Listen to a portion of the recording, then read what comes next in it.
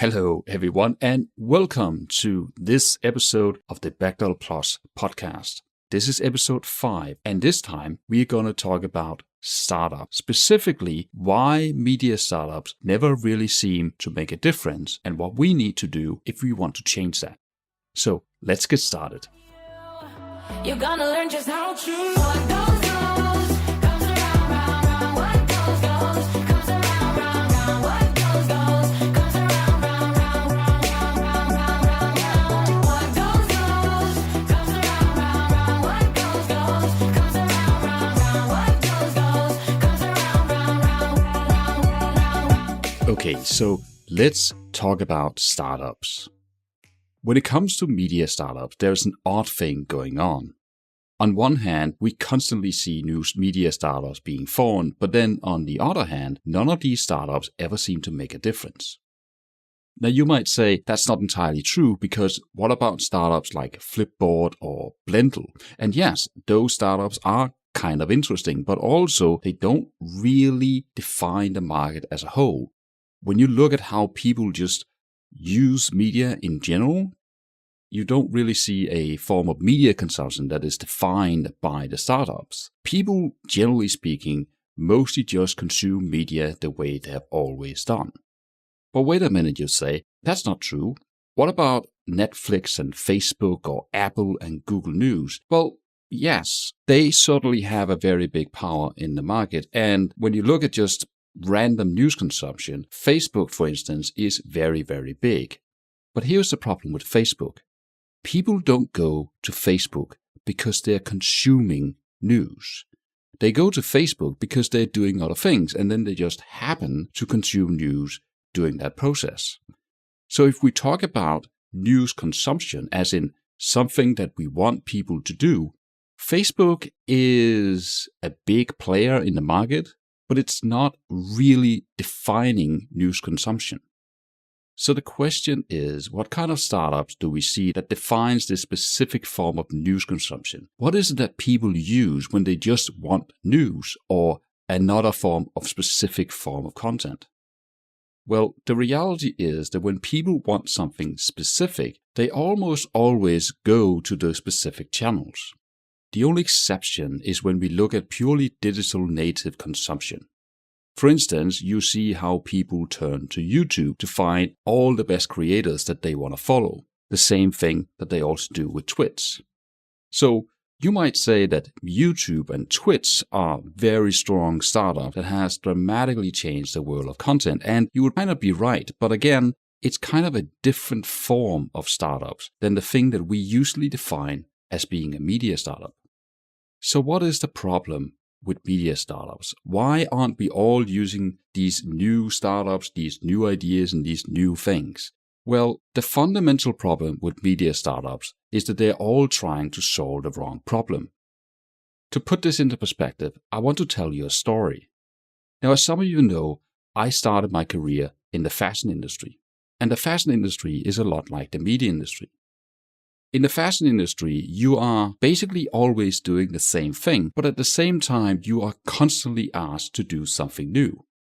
So when you look at a fashion brand, every single type of clothes is basically the same basic shape as it has always been, but you expect the fashion companies to always come up with new styles, new designs, and new trends. That's kind of like the same thing that we see in the media industry. As a newspaper or a magazine, you are basically doing the same thing month after month after month, but you're also expected to always publish something new. So the fashion industry and the media industry are actually fairly similar. Another thing that makes the media industry and the fashion industry very similar is just how much output that you have to generate all the time. In the media industry, of course, you have to constantly produce new articles, but in the fashion industry, you're kind of doing the same thing. When I worked for a big fashion company, we had several brands, and each one of these brands produced between 1,100 to 1,600 styles per year. And these styles were then divided up into 6 to 10 different collections. Now, you're already familiar with this concept. You know how fashion collection comes in a spring collection, a summer collection, an autumn collection, and a winter collection. But then on top of that, you have extra collections like the pre-spring collection or the pre-autumn collection or express collections that might come out a specific month. For some of the larger fashion companies, you might also have weekly collections, and if you are selling a lot of clothes online, you might have specific online collections that are just constantly renewing so that when people come to your web shop, there is always something new to see. This is how fashion companies work. And what's important is that for each of these collections, you have to create a campaign so that you can sell them. So when I was working at a fashion company, part of the work that I did was to find ways to promote these collections through our digital channels. And I didn't do this just all by myself. We had some work that we did in-house, but then we also reached out to outside agencies to ask them if they could come up with some new ideas that we could do. And this is where my story starts. Because there's an interesting thing that happens in fashion when you ask an outside agency to come up with a new idea for you. And that is that at some point, every single one of these agencies will come up with the same idea. And that idea is to create a virtual dressing room. Now, when you first hear this, you might think this is a really great idea because a virtual dressing room is exactly what you would need if you're trying to sell clothes online, right?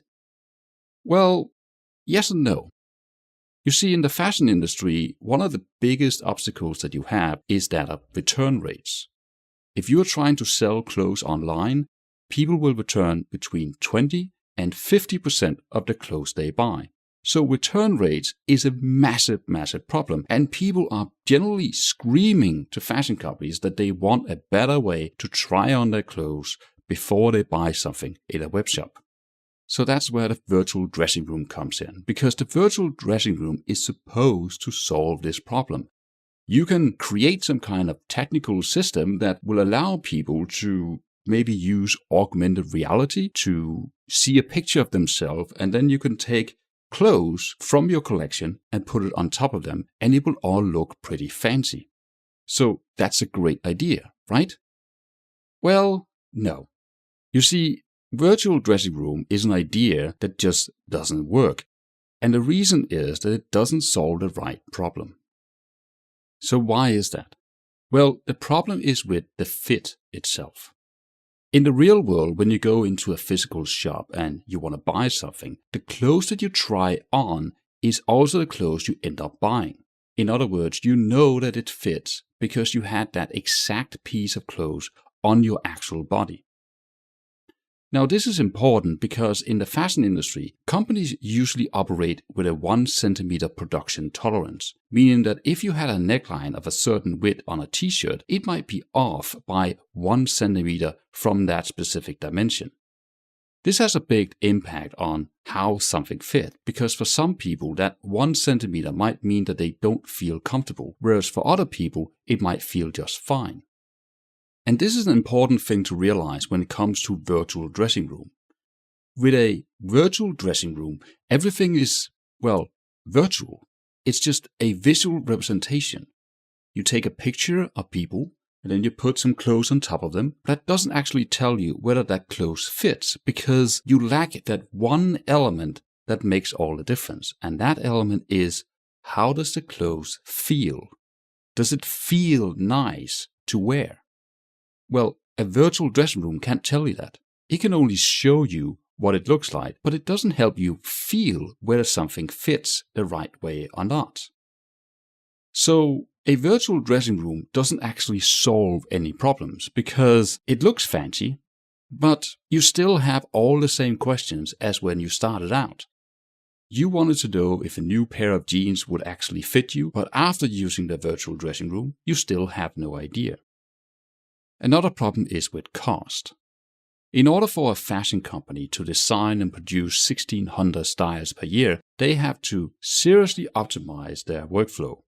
And they do this by turning 2D design drawings into very technical production sketches that they can send off to the factories.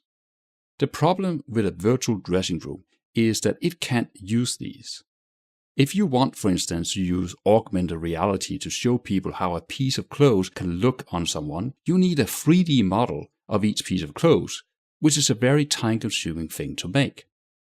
So Virtual dressing rooms are hideously expensive to operate because you now have to create a 3D model of every single piece of clothes.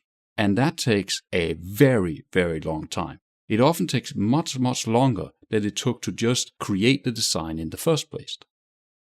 Then we have the problem with the user model of how this whole thing works. You can't do augmented reality in a browser, so you need a separate app. But most people wouldn't download an app just to shop some clothes, and even if you did, there is a whole problem with permissions around getting access to people's cameras and the privacy around that. And generally speaking, when you take all of these elements and you combine them, the reality is that the number of people who would be willing to use a virtual dressing room are maybe 2% or 5% of your total audience, and that means that it's no longer cost effective. Finally, we also have a problem with how you sell clothes in general. Now, one thing that agencies who are suggesting virtual dressing rooms to fashion companies don't understand is that the best way to sell something is not really about showing people the product itself, but is instead about inspiring people. Don't get me wrong, the looks of a product is obviously very important, but what's more important is how people feel about it. So if I were to choose between spending my marketing budget on a virtual dressing room or to spend it on influencer marketing, I would spend it on influencer marketing because that would be far more effective. So again, a virtual dressing room just doesn't work. It solves the wrong problem. It is far too expensive. The user interaction model means that only maybe 5% of your audience will ever use it, and it's the wrong way to sell your products. So with all of these disadvantages, why do agencies keep suggesting that fashion companies should create virtual dressing rooms? I mean, last month alone, I saw 2 new startups suggesting this idea, and both of them thought they had come up with the best new thing they've ever seen. Well, the reality is that I have experienced this for the past 20 years. I worked in the fashion industry for 14 years, and I saw examples of virtual dressing rooms all the way back in the late 1990s. Of course, back then we didn't have augmented realities in our phones, but we did have virtual mirrors. Now, you might say, wait a minute, virtual mirrors, that's a new thing. It's just now that we have this. No. We had virtual mirrors in the late 1990s. Of course, they weren't just they're using rather large cameras and the quality was not very good, but this idea is not new and I've seen tons and tons of examples of it. And this is the problem with many startups. In every single industry, there is always some type of idea that keeps coming back again and again and again, even though it simply doesn't work. In the fashion industry, it's about virtual dressing rooms. In the car industry, it's about flying cars. And in other industries, there are similar ideas that just won't die. So, why did I tell you this story? Well, it's because we have exactly the same problem in the media industry. Media startups generally suffer from the same problem in that they keep coming up with the same ideas over and over again, and it never really works. And the reason why it doesn't work is because they're trying to solve the wrong problem. For media startups, this almost always relates to 2 things. It either relates to payment startups who are trying to solve a problem with how publishers are getting paid, which is something that's very important, but you have to solve it the right way. Or it's about curation startups who are basically trying to solve the problem of discovery. So let's talk about both, and let's start with payment startups. For the past 8 years of working as a media analyst, I've been contacted by payment startups almost at the rate of 1 every 2 months. That's nearly 50 startups over the past 8 years. And with a few exceptions, all of them have been trying to solve the problem of paying for news in exactly the same way, which is to do micropayments. So for the past 8 years, these startups have contacted me, pitched their models, and they all think they have come up with a completely new and unique idea that has never been done before. But as you can probably guess, if 50 companies all pitch the same idea, well, then it's not really a new thing. And the only real difference that I have noticed is that within the past 2 years, instead of just pitching the same micropayment idea over and over again, these payment startups have also now started talking about blockchain. So now it's micropayments using blockchain, which is, as a model, exactly the same as before, but just using a slightly different technology. But there's one thing that you might have noticed. Micropayments don't work. There's been tons of experiments with micropayments in the media industry, and generally speaking, it doesn't work. So why is this? Well, there are many reasons why micropayments don't work, but just like with the idea of a virtual dressing room, it relates to the problem of what they're trying to solve. When it comes to getting paid for content, there are 3 big obstacles in our way. The first one is creating something that is worth paying for. The second obstacle is getting people to make the decision that they actually want to pay for it. And the third obstacle is with the act of paying. The problem with micropayments is that they think the last obstacle is the biggest one, in that they think that the act of paying is the key reason why publishers don't get paid. But that's simply not the case. The biggest problem publishers face today when getting people to pay for content has nothing to do with the money at all. Instead, the problem is almost entirely with the content itself. We see this all the time when we look at traditional publishers. The problem is that publishers traditionally have defined their value around the package of a magazine or a newspaper, meaning that the magazine as a whole might have value, but each individual article often doesn't. And think about what that means in terms of value. If each individual article isn't worth paying for, asking people to pay per article is the worst idea that you can ever have. So micropayments solve the wrong problem. It's supposed to make payments simpler, and since each individual article isn't designed to be worth paying for by itself, you are essentially trying to get people to pay for the wrong product. Then we have the problem with the decision to pay. We know that one of the biggest obstacles in general is to get people to convert. So as a publisher, you want to limit the number of times you try to convert people. And if you can get people to only convert once per month, or once per year, or even better, only once ever because you're using auto-renewable subscriptions, that is a far more effective way to get people to pay you than if you were to ask people to convert every single day. But again, look what micropayments do. Their model is based on asking people to convert per article, meaning that you're asking people to make a decision to pay with every single article.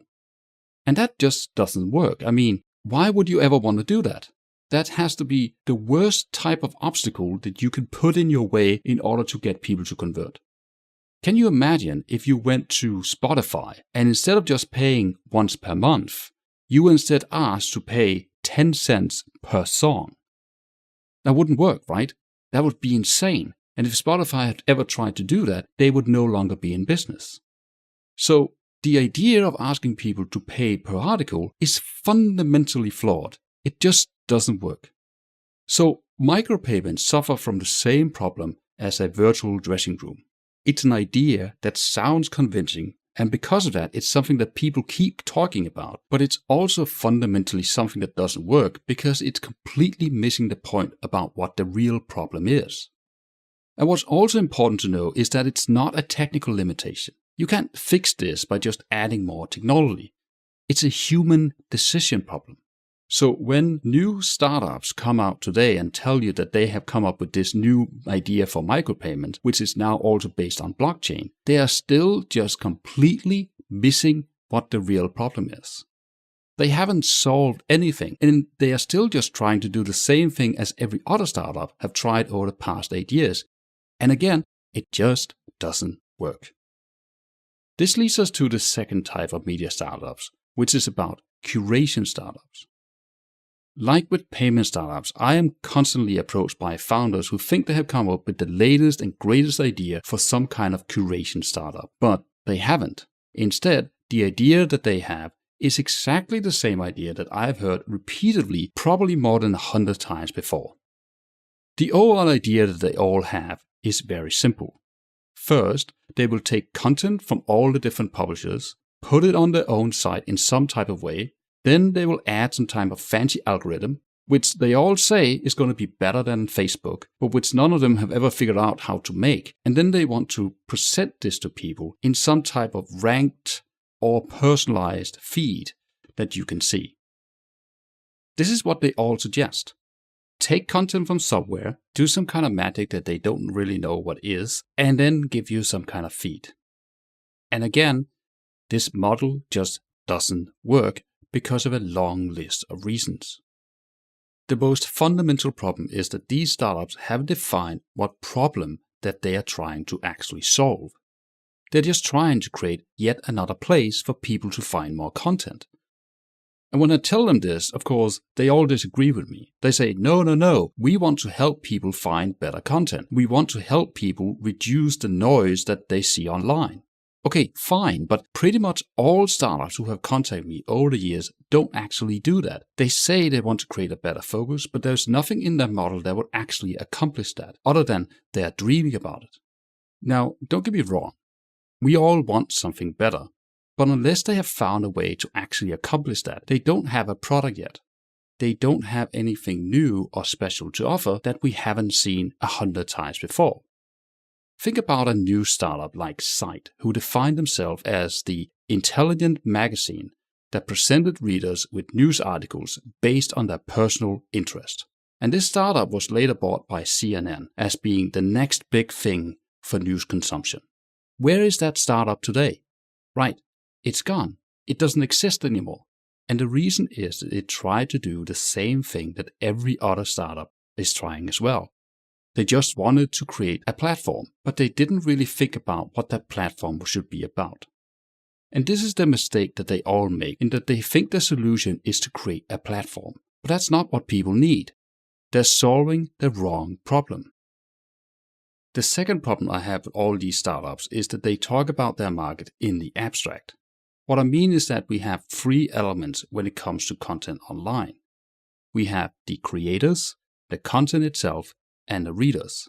But you will notice that the business model that these startups have don't really focus on any of these. The readers are just, anyone. The content is just, whatever. And the creators aren't anyone in particular. In other words, they haven't defined a market. The problem is that this model doesn't actually work anymore. I mean, sure, we got Facebook, and Facebook is based on this, but think about how Facebook works. For creators, Facebook has proven to be mostly an unusable platform. It's not a place where you can make enough money to just make it work. And for the readers, it becomes a low-intent micro moment where you don't really care about any of the content. And despite the fact that Facebook became this massive platform, it doesn't actually work for anyone else. And more to the point, you can't copy their model and create something similar. So any startup today that is defined around just being yet another platform without having any clear definition of either their audience, the content, or the creators is likely to fail. We don't need yet another Facebook. We need something different that actually works. But most startups, even today, still think this is the model to copy, so they get nowhere. The third problem is that of monetization. The idea that most startups have in that they will just take content that other people have made and then use that without any form of compensation is a model that's been tried and failed consistently for the past 15 years. So when startups say that it will take content from publishers and then only pay for it via link traffic, they are creating a model that only works for them, but it doesn't work for anyone else. For many years, publishers hoped that this would work, which is why they invested in being on all of these other channels. But today, we know that it doesn't work. We know that link traffic by itself does not justify the cost of having your content on other channels. As a result, publishers and content creators in general are now demanding to get paid if they're going to allow a startup to use their content. This is not just demands that are coming from the traditional world of media, it's the same with YouTubers. The reason why popular YouTubers aren't too hot on using Snapchat, Facebook, or Instagram is simply because they can't make any money from it. So popular YouTubers don't consider those channels as being relevant to them. As a result, what we see today is that most new services are starting to talk about monetization from the very start. When Facebook launched Facebook Watch, it was based on the promise that monetization would be possible, and it was the same with Instagram TV. So monetization has become this critical factor for any startup who wants to become relevant as an app for future media use. And if you haven't figured out how to monetize and pay for the creators in a way that makes financial sense, then you simply don't have a media startup yet. Monetization now has to be figured out from the very start. But none of the media startups have realized this yet. They continue to just think that free content is the future, and it just isn't. Free content, as in the content you pay for via links, doesn't work. And if that is the basis for your startup, then your startup doesn't work. So these are all the problems that we see with the media startups today. It's like how we in the fashion industry keep seeing these virtual dressing rooms that fails to understand what the real problem is. In the media industry, we keep seeing these media startups that also don't focus on the real problem. And the result of this is that we keep hearing about these new startups, but we never see any real change. When I look back at all the startups who have contacted me over the past 8 years, something like 99% of them no longer exist or in some other ways have failed to make any kind of difference. There are a few exceptions. There are some that I might think have an interesting model because they have actually defined something more specific. And there are a few who are kind of on a trajectory to something bigger. But generally speaking, everyone else have failed because either they didn't define their market or their audience or the content. They just tried to be another random platform. They forgot about monetization, or rather they thought that monetization was not something they had to do up front. They could just wait 5 years and then do it, but that doesn't work anymore. Or it was simply because that their entire model was focused on solving a problem that people don't have. Or rather, they tried to solve a problem that sounded like something people had, but it wasn't actually the right problem to begin with. Okay, so what should a media startup do? Well, first of all, in order for a media startup to work and to be relevant, you have to define not just yourself as a platform, but define yourself as something far more specific. And that means you have to define yourself around a specific moment, a specific form of intent, a use case, and a specific problem that you're trying to find a solution to. If you don't have a very, very clear idea about what those are, you don't have a startup yet. You haven't done any of the work that you need to do. What you have is just the same thing as every other startup is saying, is that, well, we have an idea, but we don't know how to do it yet. Well, guess what? Nobody knows how to do it yet. Your job is to figure out how to actually make it work. And until you get to that point, you don't have a startup. So the first step is to think about the moment. We have micro moments when we are just doing something quickly, and we have macro moments from when we are deciding to do something more profound. A key way to think about moments is also about what decision that people make. Is it a moment that is defined around a decision to do something, or is it a moment that people just do because, well, they're bored? And the difference in how people consume content and what type of content that they consume within these types of moments is massive. So as a startup, if you just try to create a little bit of everything and you haven't defined a moment, you are creating content for people who don't know what they want, but the moment doesn't fit what they're actually trying to do. So take something like a macro moment. A macro moment is when you have a more profound moment. It's something that you have decided to take some time off to. And here, of course, we have two different kinds of scenarios. We have a macro moment when you're trying to accomplish something. In other words, you have a goal that you want to reach, or you have a problem that you want to solve.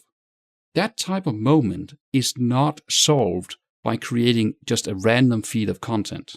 That type of moment is solved by creating a service, something far more specific that helps people achieve just that result. On the other hand, we have the more relaxed type of macro moment. This, for instance, is what is happening when you're watching Netflix. You would just sit down and you would open up your favorite TV show, whatever that is, and then you'll just start watching it, and you don't really have any other plans.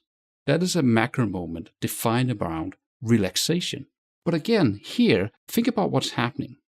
A macro moment is something where, again, I have decided to do something. So just giving me random content doesn't work.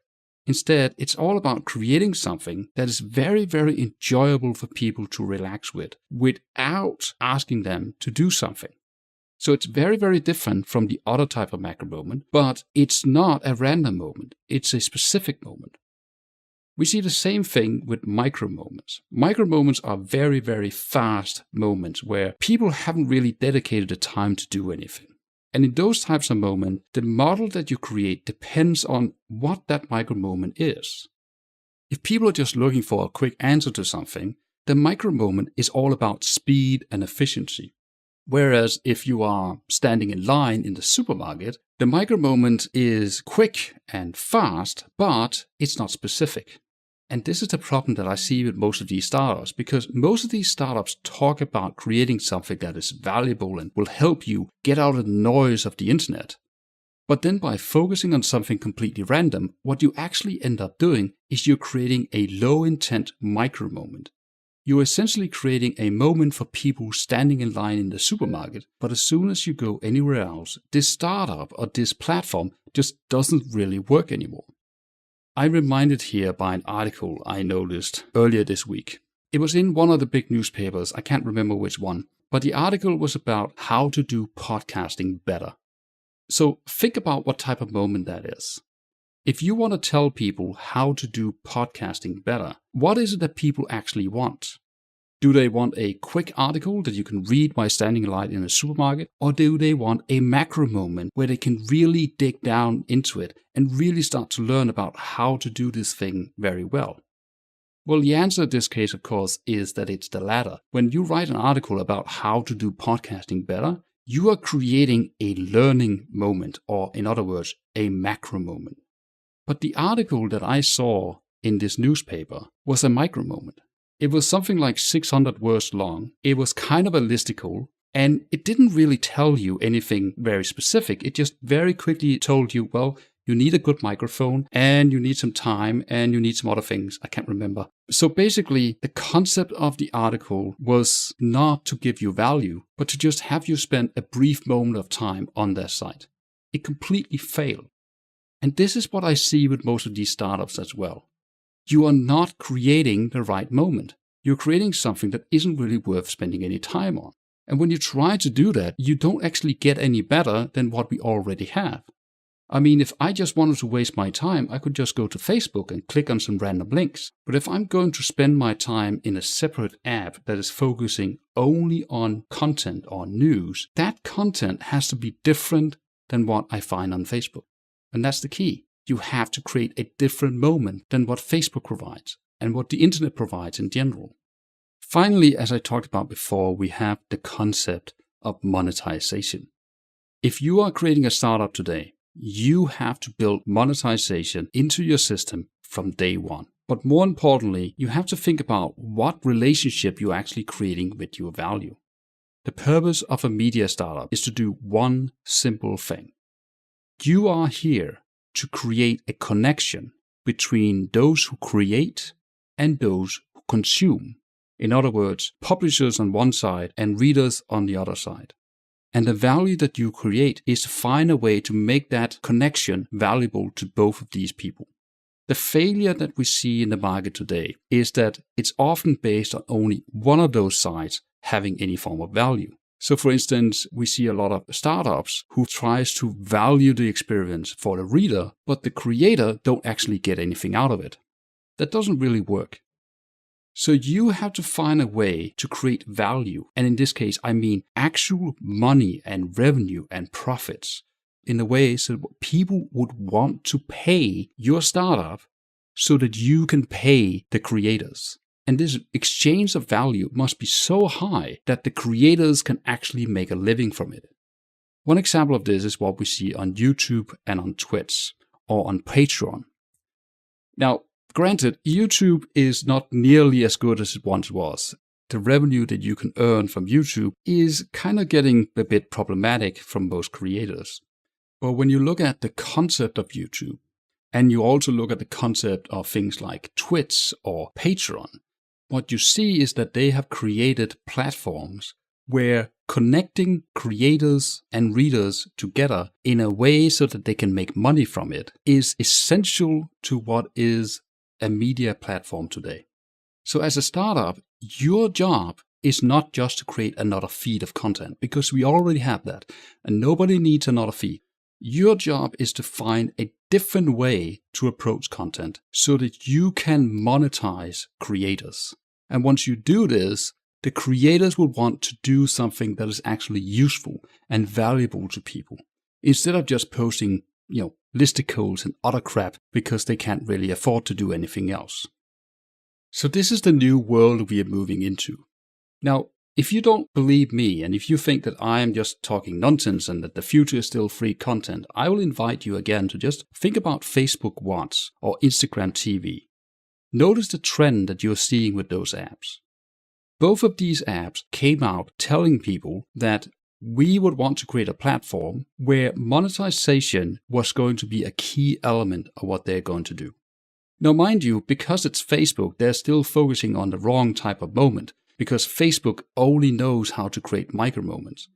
But the concept of Instagram TV, for instance, was to create a platform where you could have a more valuable moment and where that moment would pay creators, so the creators in turn would be interested in creating more valuable content. Now, personally, I don't think Instagram TV would actually succeed, but that has more to do with Facebook and the mindset of what has created Facebook. But as a media startup, that is the way you need to think. You need to think of a way to create that form of value and to define that value in a specific term around a moment, around intent, and around all these different things. So instead of just creating another platform that nobody wants, you create something specific. You solve something that people want you to solve. So that's the next step. What would you do if creating just another feed wasn't the solution? How would you make that work? And of course, this isn't just about startups. This is about publishers as well.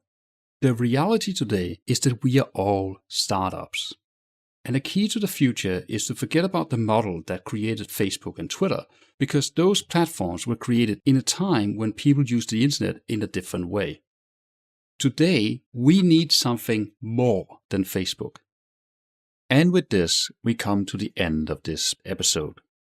Now, if you're interested in learning more about new startups, I actually wrote a plus report about this about a year ago in an article called "We Need to Drastically Rethink the New Startups." Now, that article has kind of a similar focus as this episode, but I'm also covering some other things. So if you want to learn more about this, just look up that article. Also, don't forget the other articles I published earlier this week. My latest plus report is about how we can save local newspapers by getting rid of the newspaper package itself. And if you are an editor or a journalist working for a local newspaper, I highly recommend that you read that. I also recently wrote an article about how we should think about fixing the way we cover elections, which is very, very relevant right now because the US midterm election is only about 3 months away as I'm publishing this. So have a look at that if you're interested.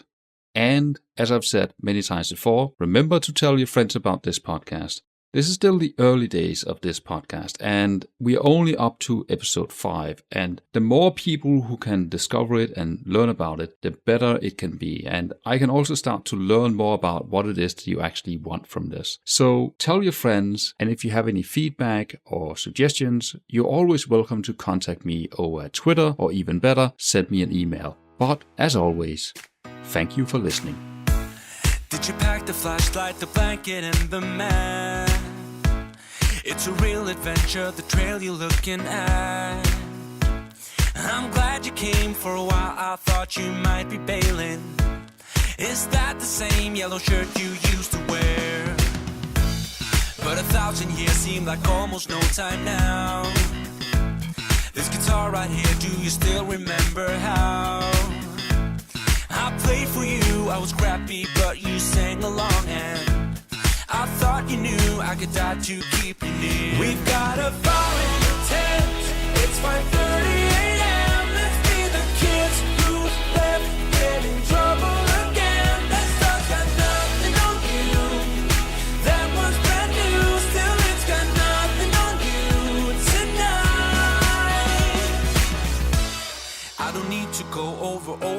useless words.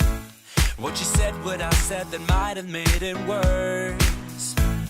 We're here again at the same spot where we kissed the first time. I swear my pain's far away, long gone by now. We've got a fire in the tent.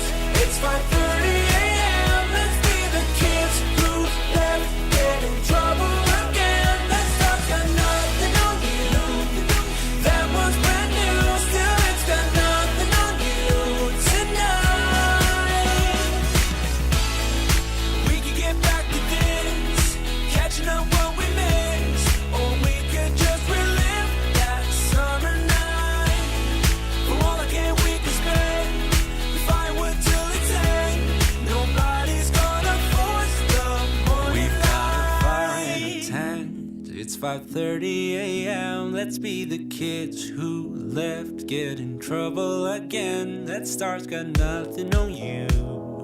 That one's brand new, still it's got nothing on you tonight.